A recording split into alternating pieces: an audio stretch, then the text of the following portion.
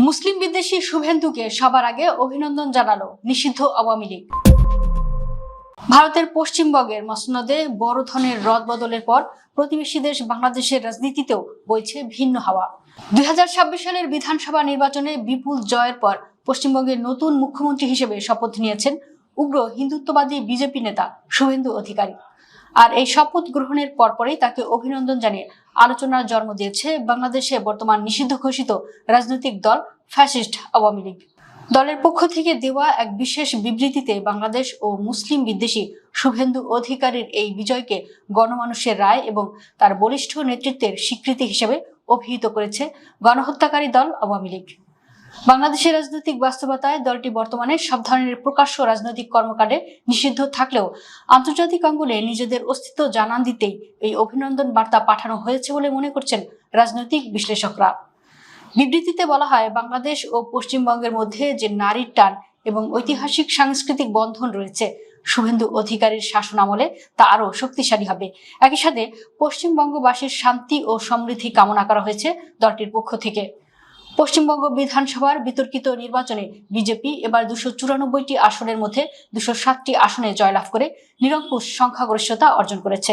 তৃণমূল নেত্রী মমতা বন্দ্যোপাধ্যায়কে তার এক সময়ের ঘনিষ্ঠ সহযোগী শুভেন্দু অধিকারী 15,000-এরও বেশি ভোটের ব্যবধানে পরাজিত করেছেন।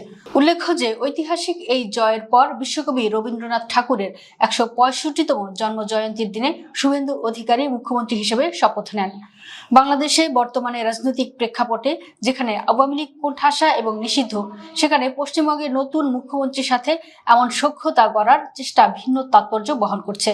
অনেকে মনে করছেন দিল্লি ও কলকাতা নতুন রাজনৈতিক মেরুকরণের সাথে তাল মিলে নিজেদের রাজনৈতিক অবস্থান পুনরুদ্ধারের একটি হাস্যকর ও ব্যর্থ কৌশল হতে পারে এই অভিনন্দন বার্তা।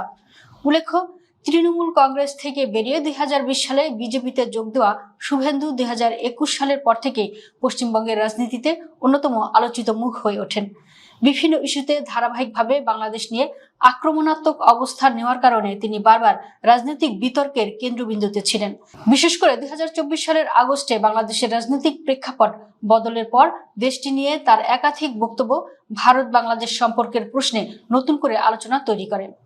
বাংলাদেশে সংখ্যালঘু নির্যাতনের অভিযোগ দাবি করে এবং চিন্ময় কৃষ্ণ দাসের মুক্তির দাবিকে সামনে রেখে শুভেন্দু প্রথম বড় ধরনের কড়া বার্তা দেন 2024 সালের 2রা ডিসেম্বর।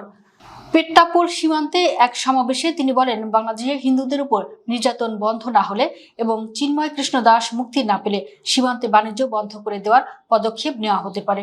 পাশাপাশি বাংলাদেশে আলু ও পেঁয়াজ রপ্তানি বন্ধের কথাও উল্লেখ করেন।